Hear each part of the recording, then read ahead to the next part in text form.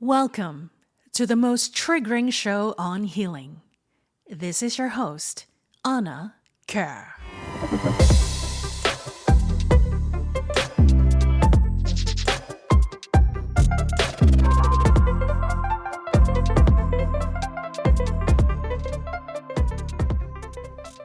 Welcome back to another episode of the most triggering show on healing. So today I have a rather large topic for you. It's a continuation from the last episode where I discussed why being positive isn't real healing. So I'm going to get into more of this topic and flesh out some more of these reasons for why almost nobody is healing right now. So the first thing we need to discuss is what exactly is healing? Because the way that I define healing is very different compared to the way that other teachers define it. And I don't know that the way that they define it necessarily, but the way I define it is healing has to, now this is going to sound very duh, but you'll be surprised. Almost nobody follows this definition. So healing has to work. Healing has to be successful. And already, if we qualify the fact that healing has to work and it has to be successful, it actually tosses out almost all healing methods out there, because almost all healing methods out there do not bring someone to a level of success. Not only that, healing has to be complete. Complete meaning if you had a paper cut, you're not just healing 1/10 of the paper cut, the whole thing is healing. So this is why, because most healing methods aren't complete, that's why people need to learn 5, 10, 15, 20, 25, 30 different healing methods, because there's not one that does it all. And the third thing that I feel healing needs to be is that it needs to be kind. If it's not kind and gentle to your body and to the energy system, then we cannot call it healing. We can only call it damaging. So these three things already sets up a certain standard for which almost all healing methods do not pass. Even if they're kind and gentle, it doesn't mean the healing is complete. It doesn't mean the healing is successful. And it's important for us to also understand why we need healing in the first place. So the way that I explain is that we carry a lot of energy distortions. And again, this is different from the way that other teachers explain it. The way that they explain it is that you're dirty. You've got some dirt on you, you've got some mud, and you have to clean yourself. You have to clear it or clean it off. You've got to remove it. You've got to shed it. You've got to just basically detach from it. So they'll tell you, go into the shower and visualize the light, the water, and the light in the water washing your aura. That's how you heal. But again, does it actually work? No, it doesn't, because healing is not a cleaning or a clearing motion. When we do healing, there's no such thing as cleaning or clearing, unless you're dealing with some foreign entities, but that's a totally different topic. We are strictly talking about psychological healing today, like healing your thoughts and emotions, your patterns, your fears and beliefs, memories, trauma, etc. There's no cleaning motion because you're not actually dirty. What happens is that your energy is distorted.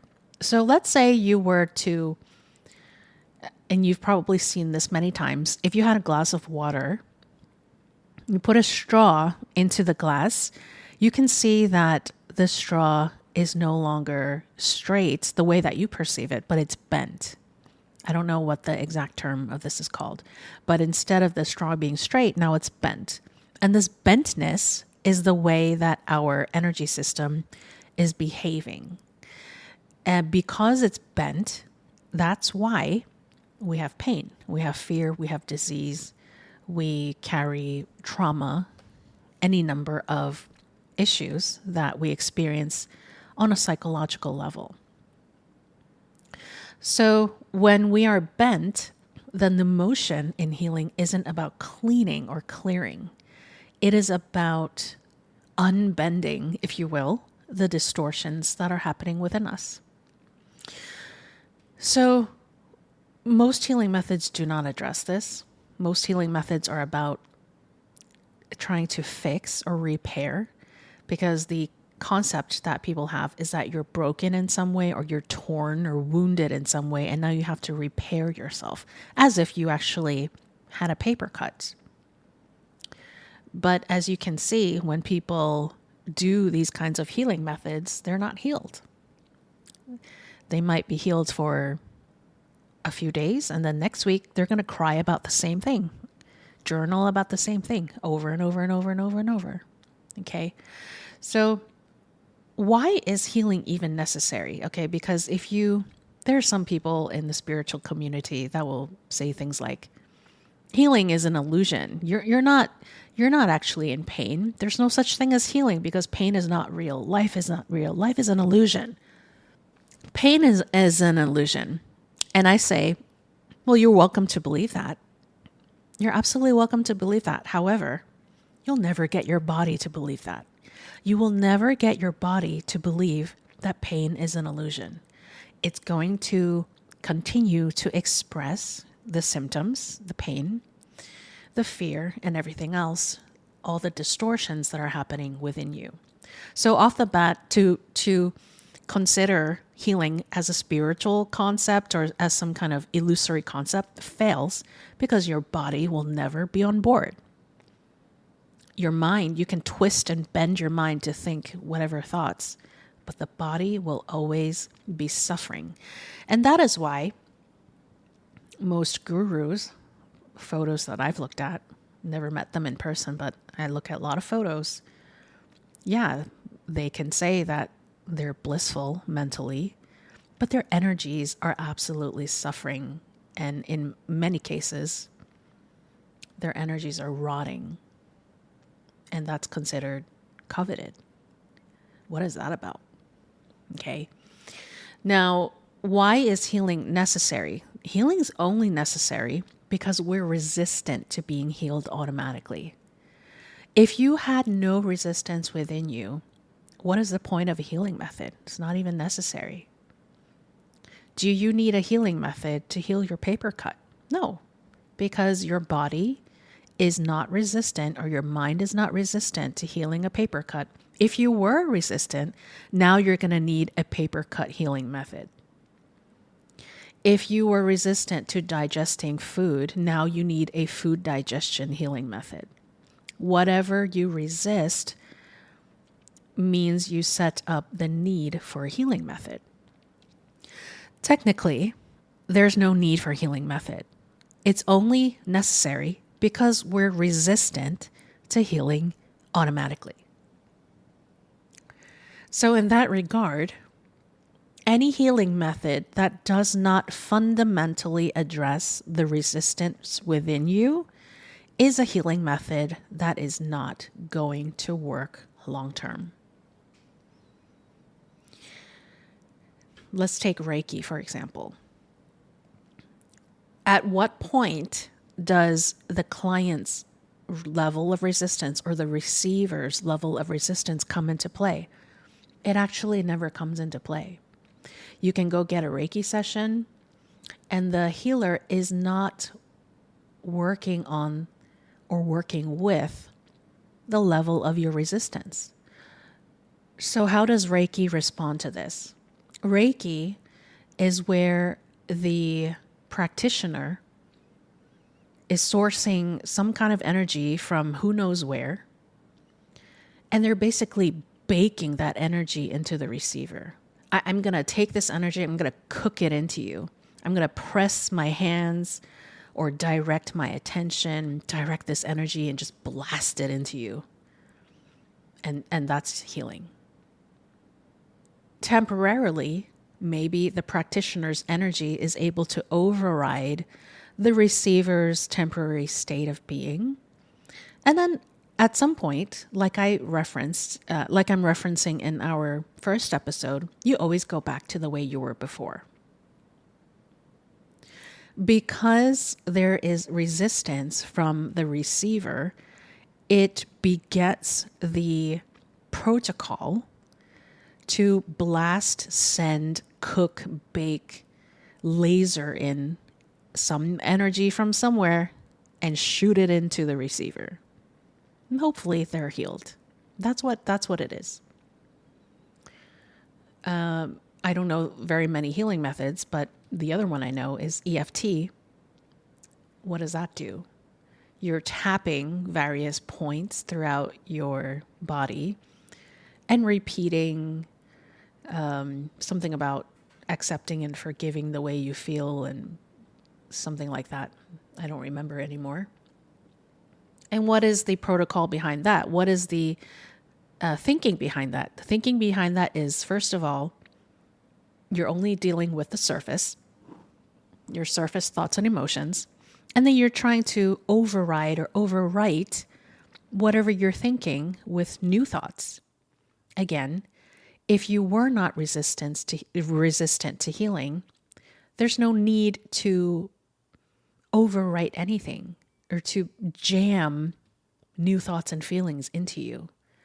And that's what saying affirmations is too. You're basically brainwashing yourself. You're just jamming in new thoughts, hoping that at some point it seeps into you in some way to overwrite yourself. So all of that is, not only does it not work, and I don't have to tell you that, I think results will already tell us that it doesn't work. If it does, it's only temporary. And it's also not complete. And it's also invasive. So per my definition, none of those are actually healing. Let me just say one more thing with meditation. It's the same thing. People meditate indefinitely because they're trying to ignore the noise within them, and they're trying to jam through a peaceful state of being no matter what. So is that complete? No. Is that kind? I don't think so. Is it successful? Definitely not. If you are able to run through these three qualities with the healing methods that you are considering, how many of them actually meet these three qualities? So at this point, someone will say, well, everybody heals differently. Everybody needs a different kind of technique. It resonates differently.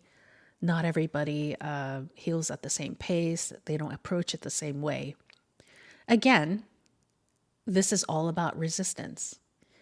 It's not that everyone needs a different healing technique. It's that everyone is resistant in different ways. Again, if we were not resistant to healing, there's no need for a technique. So we don't need 20, 30, 40, 50 different healing techniques. And the way that everybody heals differently is also a myth. It's that everybody is resistant in different levels. Some people have resistance to, let's say, healing money fears. Some people don't have an issue with it, so they heal faster. If you have a huge issue with it, it's going to take a lot more time. So it's all about resistance in the end. Here's another thing that people say. Healing happens in layers.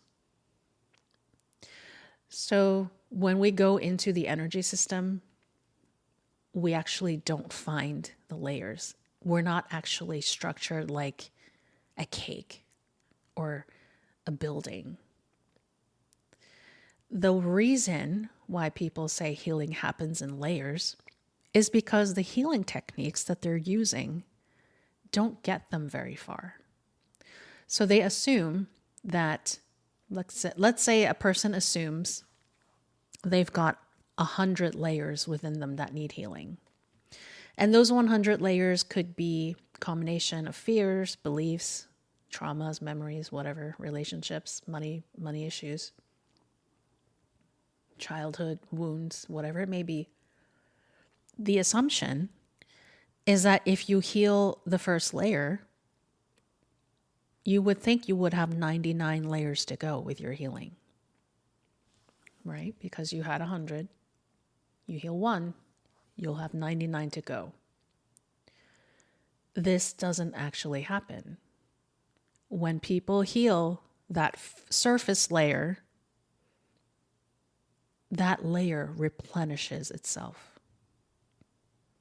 So if you have 100 layers to heal, you heal one layer, you have 100 layers to go, because whatever you healed replenished itself. Why is that? It's because the driver of whatever's on the surface continues to replenish and regenerate.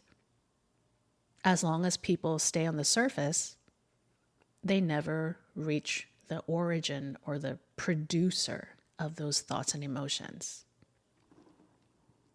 And that being said, depth is not actually real either. Those 100 layers is not actually a thing, because we're only dealing with our level of resistance when we're healing. If you're not resistant to healing, what you consider to be very deep is on the surface. So layers itself is not actually a thing. Layers is how people explain their results when healing techniques don't work. You heal something, by next week, next month, next year, oh, I thought I healed that and it came back. Healing happens in spirals and layers. Is that actually true? Technically, energetically true? No. It's that the healing never started, or the surface layer replenished itself. And a lot of times we see healing techniques that are about where people visualize bubbles of light or swords where they cut energies away, whatever they don't want. They just try to cut it away like you're cutting pieces of an apple that are bruised. You just swipe it off. Or they envision bubbles of light of protection, and then those bubbles fall apart, of course, because they're not healing techniques. It's more like you're just doing magic on yourself. So a lot of what people consider to be healing is not actually healing. And because people don't understand what healing is, that's why the healing techniques don't work. And because healing techniques don't work, people conclude that energy happens in spirals and layers and healing never ends. Is it true that it doesn't end? No, it's not true. It is that the healing doesn't work. And I think we need to fundamentally address these things, because a lot of people are getting stuck through no fault of their own because the healing techniques out there don't heal. So the way that I teach energy healing is in an extremely easy to understand and logical way. And we have to understand what energy is in order to understand what healing is.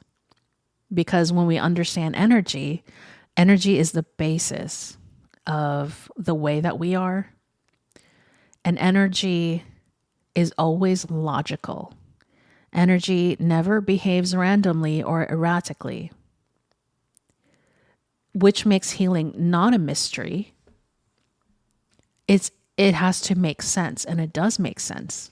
Healing makes extreme sense. And in fact, I would say healing is a straight line. It is the most straightforward line ever. Think about the way you digest an apple.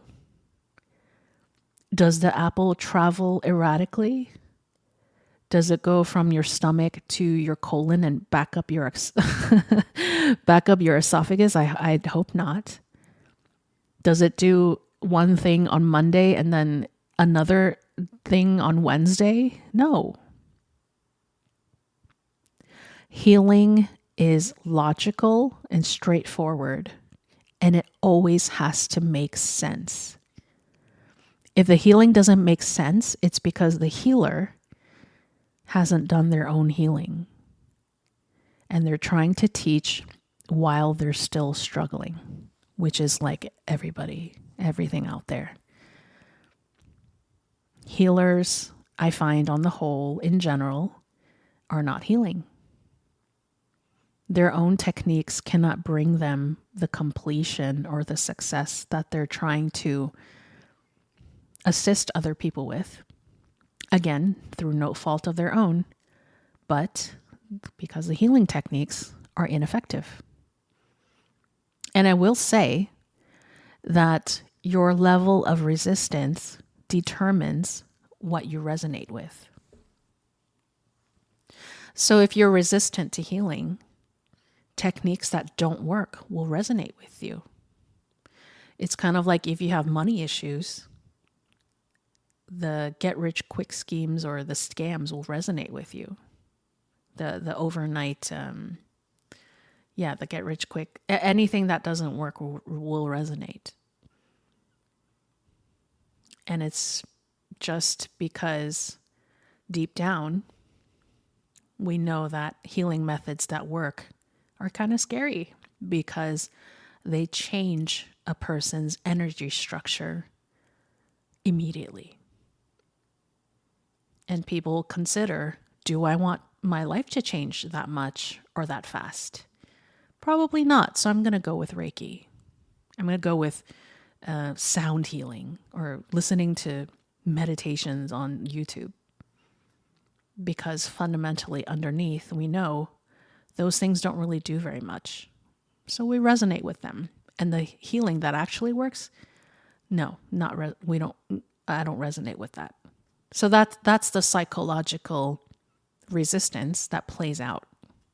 If you're resistant, things that actually work will be what you run away from. Just like with people.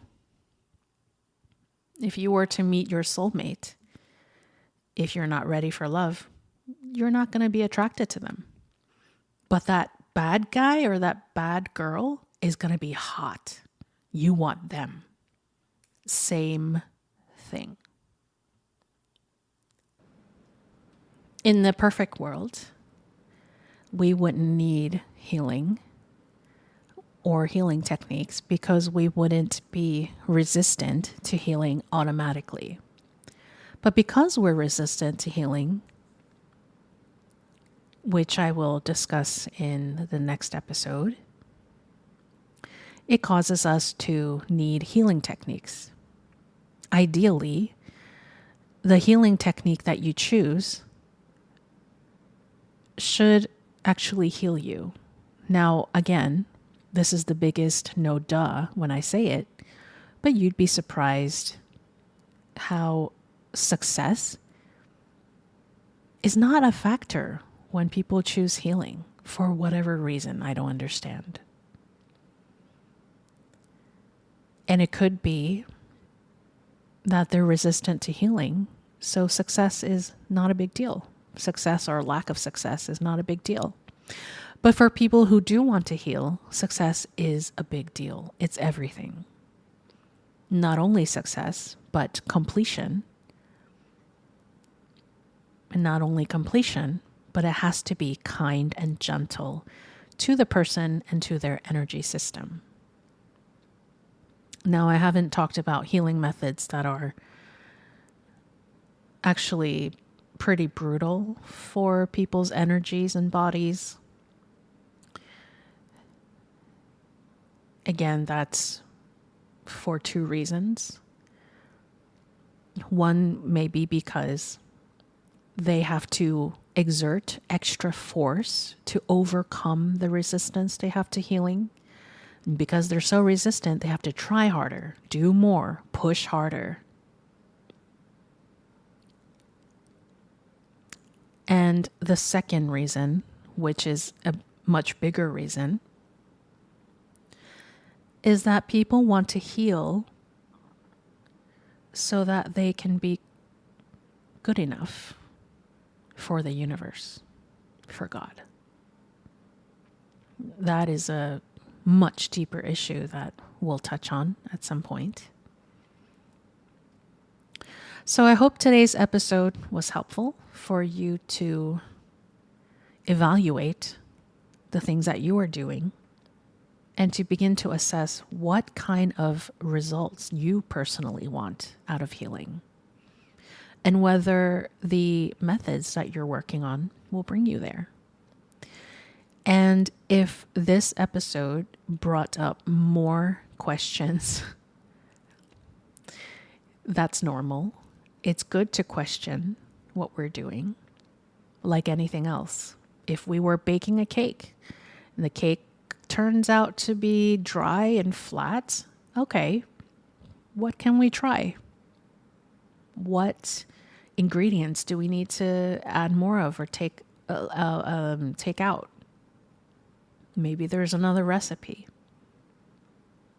If you were riding a bike for the first time and you keep missing the balance and you cannot balance, okay, why? How do I reach that level of balance? So if you heal yourself, but you do it objectively and be very honest about the results that you're getting, then you're on the path to, or you're on the potential for more success than if you were to not look at the results. Same with investing, same with learning a new language. There's got to be a reflection where you evaluate, is what I'm doing actually working? If not, do I want to change? Is there anything that I could do differently to get a different result? If more people did this, then we wouldn't have so much confusion today about what healing is.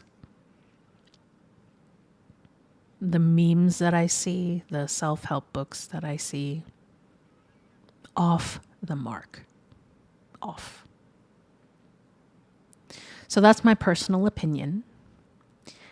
And you're welcome to take whatever resonates, leave the rest behind. And if you want to find out more, keep tuning into this channel because I will continue this conversation. You can also hop on over to my website at anacoeur.org